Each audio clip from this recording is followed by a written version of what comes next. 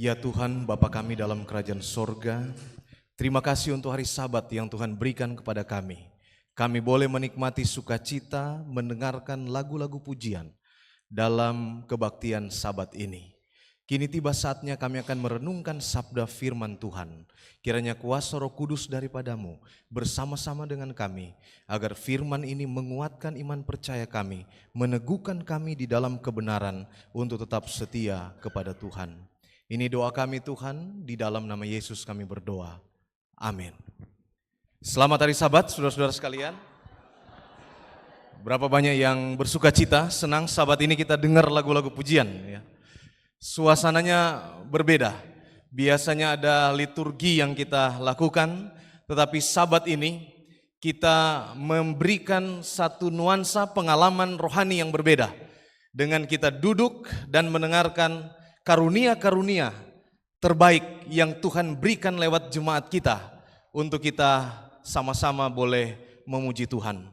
Memang tidak semua yang bisa menyanyikan lagu-lagu pujian, tetapi paling tidak kita ada di dalam suasana ini untuk kita mengangkat hati kita kepada Tuhan dalam puji-pujian.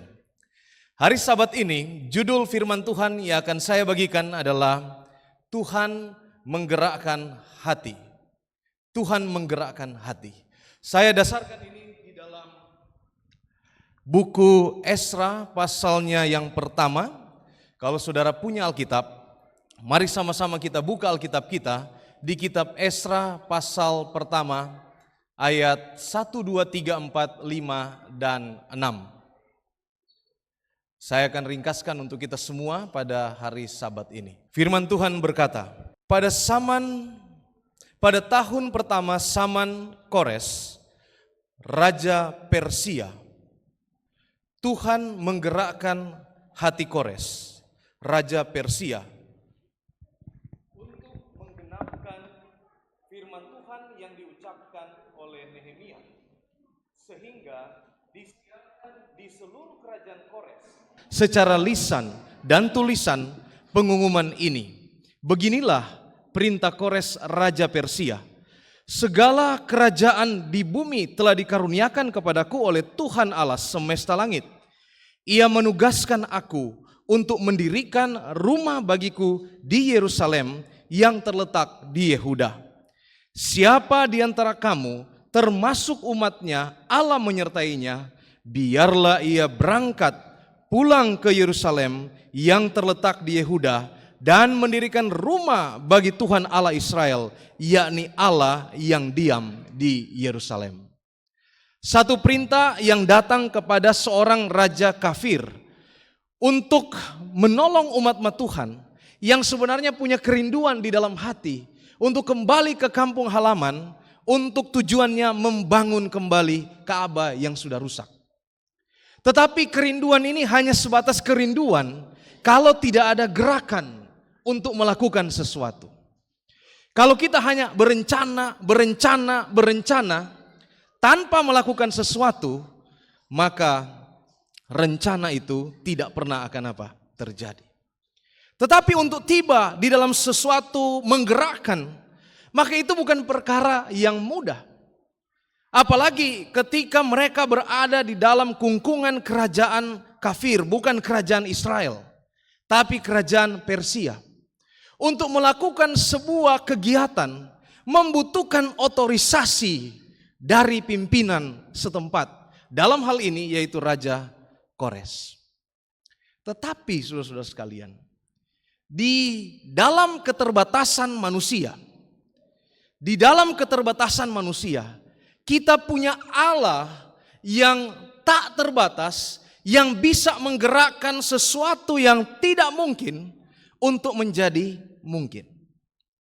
Dan di ayat ini kita melihat bahwa Tuhan, dia gerakkan raja kafir, Raja Kores, Raja Persia, untuk mengeluarkan satu perintah.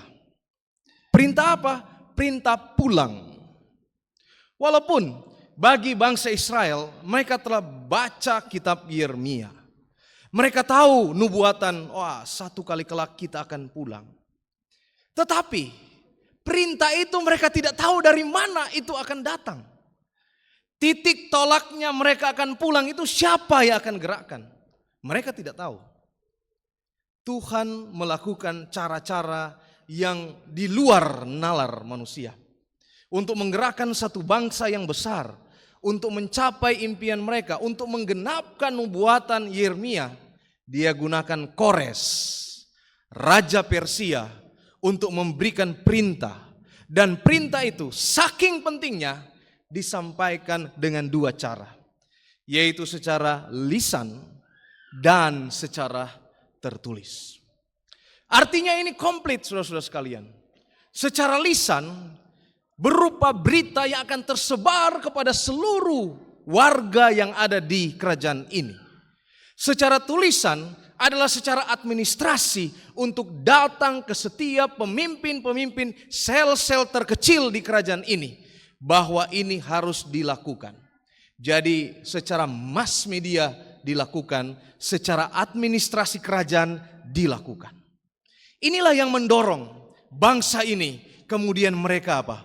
Mereka berencana dan mereka melangkah untuk keluar. Tetapi tidak sampai di situ saja. Di slide berikutnya Esra 1 ayat 5 dan 6 disebutkan begini.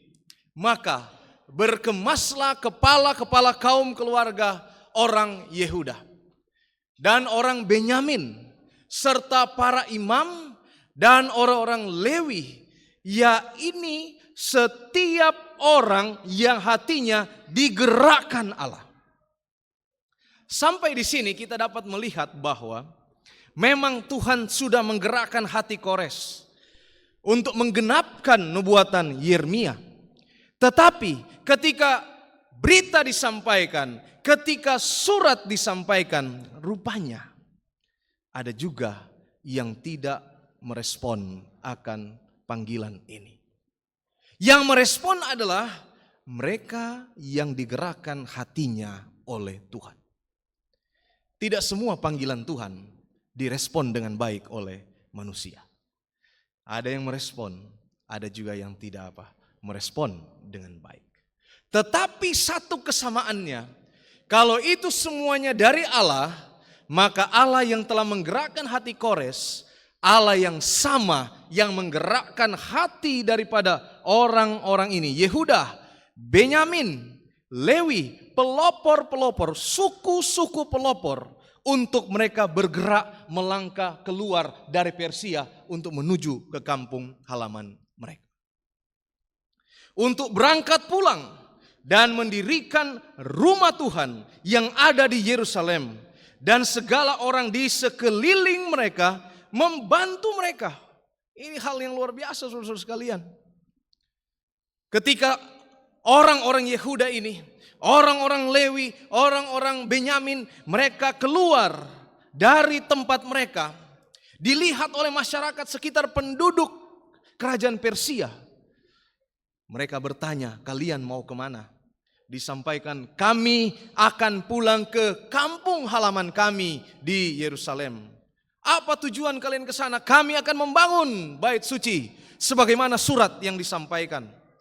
Maka dengan sukacita, dengan penuh kerelaan, tetangga-tetangga mereka memberikan apa saudara-saudara sekalian? Barang-barang perak dengan emas, harta benda dan ternak, dan dengan pemberian yang indah-indah, selain dari segala sesuatu yang dipersembahkan dengan sukarela.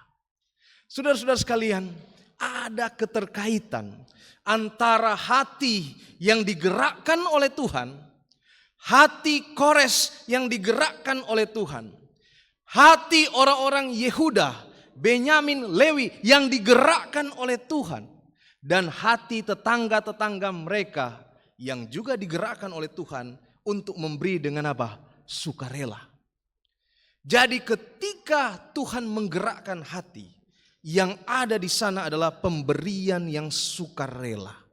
Pemberian yang bukan tanpa tujuan-tujuan tertentu, melainkan pemberian yang keluar dari hati untuk melakukan sesuatu bagi Tuhan. Ketika Tuhan menggerakkan hati kita, maka pembangunan gereja ini boleh kemudian apa? Berjalan. Ketika kita digerakkan Tuhan, maka setiap persembahan yang kita keluarkan, berapa banyak pun itu, kita berikan itu dengan sukarela. Bukan karena apa? Paksaan. Dengan melihat ada kebutuhan seperti ini, maka kita harus turut terlibat di dalamnya, memberikan yang terbaik untuk Tuhan. Ketika Tuhan menggerakkan hati, ada banyak hal yang akan terjadi di dalam kehidupan kita. Karena Tuhan turun campur tangan di dalam kehidupan kita. Saya sharing sedikit. Tahun 2020, persis setelah Corona. Waktu itu kami mengembalakan di Jemaat Maranatha Suterejo bersama Jemaat Perak. Ini adalah gereja Maranatha. Gereja ini terletak di, menurut saya, perumahan yang cukup elit di Surabaya, di Suterejo.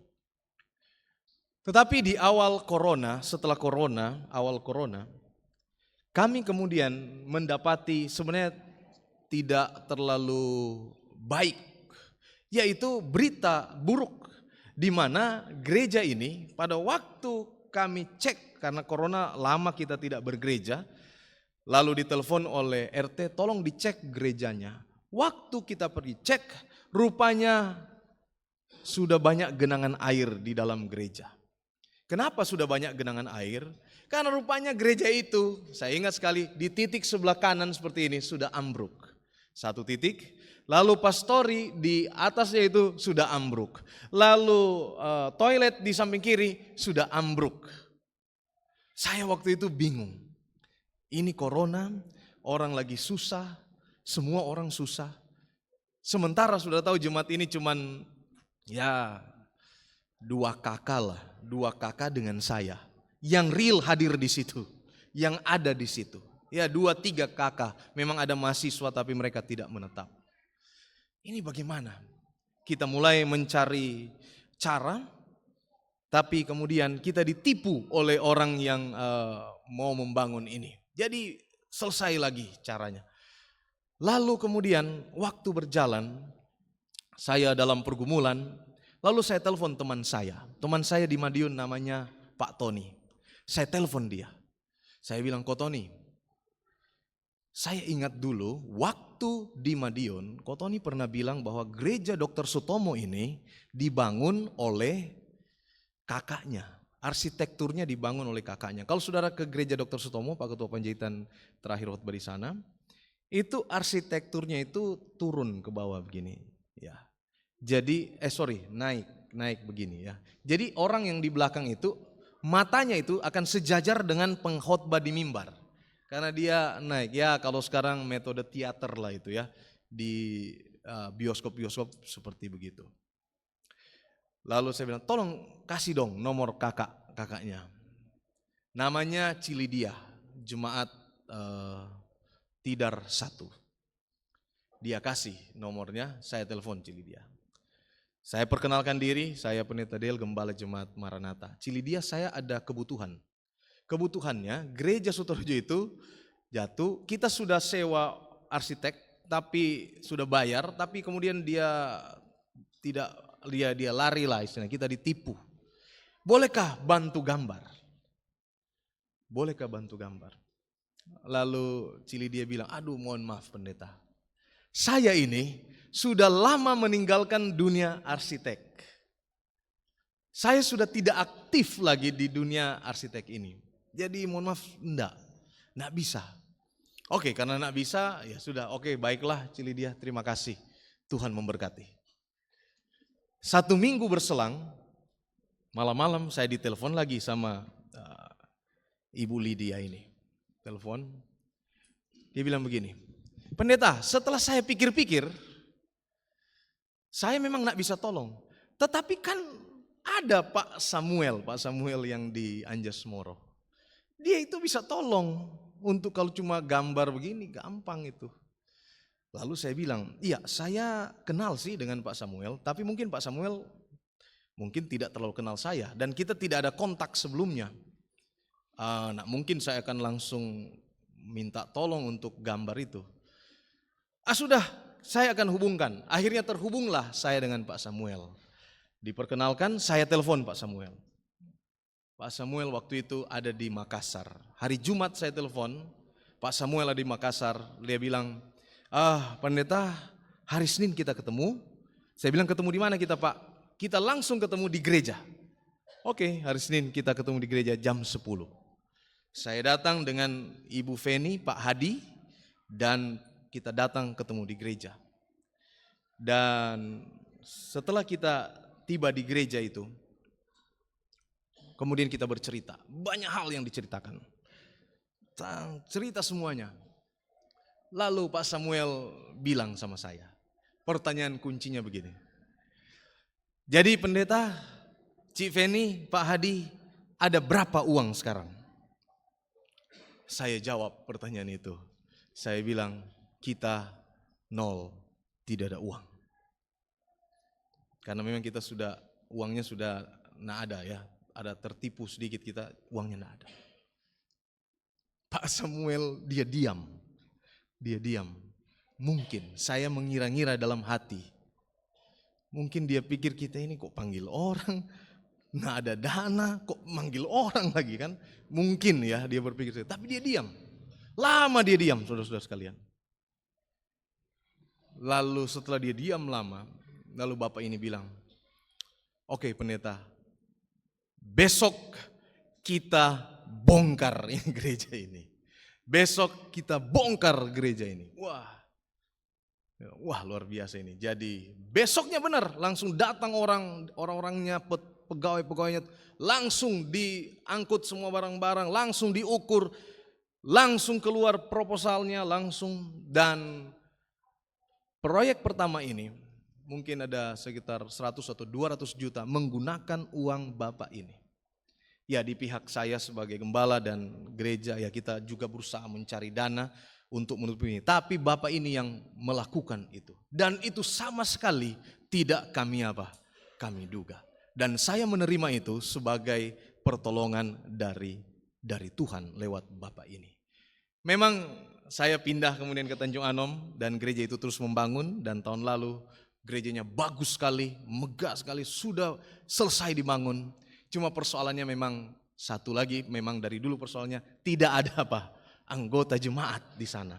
Itulah sebabnya memang waktu itu rusak, waktu itu ambruk, saya memang agak bingung juga. Aduh ini anggota enggak ada, tapi ini harus bangun. Kalau sudah dibangun, siapa anggotanya di dalamnya? Nggak ada orang, takutnya. Jadi waktu itu saya berjalan 2 kaki. 1 kaki untuk pembangunan, 1 kaki untuk anggota jemaat. Saya hubungi anggota-anggota jemaat. Tetapi yang merespon memang hanya 2 keluarga. Yang pertama adalah keluarga Dr. Raymond Ngantung, mau pindah. Dan yang kedua adalah Alfa dan keluarga. Bahkan orang tua pindah aja ke sana. Kenapa? Karena mau kumpulkan orang supaya ada ibadah di situ. Supaya ada terus kebaktian di situ. Pindah jadi anggota di sana. Hanya 2 ini. Dari banyak orang yang saya hubungi, ayo pindah ke sini. Tapi Tuhan buka jalan, saat ini bangunan sudah selesai tahun lalu. Dan saya dengar gereja juga sudah mulai bertumbuh. Saudara-saudara yang dikasihi Tuhan Yesus Kristus, kuncinya adalah hati. Karena ketika Tuhan menggerakkan hati orang, apapun akan diberikan dan diusahakan untuk pembangunan gereja Tuhan. Bukan kelihayan orang berkata-kata, bukan karena kecanggihan metode komunikasi memotivasi orang, bukan. Tetapi hati yang digerakkan oleh Tuhan itu akan mengerjakan begitu banyak hal di dunia ini dan untuk kepentingan dari pekerjaan Tuhan. Jadi saudara-saudara yang dikasihi oleh Tuhan Yesus Kristus, mari kita serahkan hati kita kepada Tuhan agar ini dapat digerakkan oleh Tuhan untuk memberikan yang terbaik bagi pembangunan kita di gereja ini. Perpuluhan kita di jemaat ini, jemaat Tanjung Anom ini lebih kurang 60 sampai 70 juta per bulan. 30-an juta, 30-40 juta itu cash. Sisanya 20-30 juta itu ditransfer. Sudah menggunakan metode transfer di rekening gereja kita. Itu berarti 1 bulan ada 700 juta lebih kurang uang yang beredar-edar di rekening dan di kantong kita masing-masing. 1 tahun itu kurang lebih ada 7M uang yang beredar-edar di jemaat ini, di usaha saudara, di keluarga saudara, di gereja ini, beredar-edar 7M. Anggaran pembangunan gereja ini sampai selesai, renovasi pembangunan ini sampai selesai hanya 900 juta. Dibandingkan 7M, 900 juta ini, nah ada artinya apa-apa. Dengan kata lain, kalau kita mau mengerjakan komitmen ini, tetapi dengan sukarela digerakkan oleh Tuhan, maka semua proyek ini akan lekas apa? Akan lekas selesai. Ini bangunan sudah bagus semuanya. Tinggal beberapa item yang sudah direncanakan, itu yang akan dikerjakan. Kalau Tuhan berkati, kita akan menikmati gereja yang lebih baik lagi. Rumah Tuhan di sini, Tuhan hadir di sini, dan kita dapat berkat dari gereja ini. Tuhan memberkati kita semua.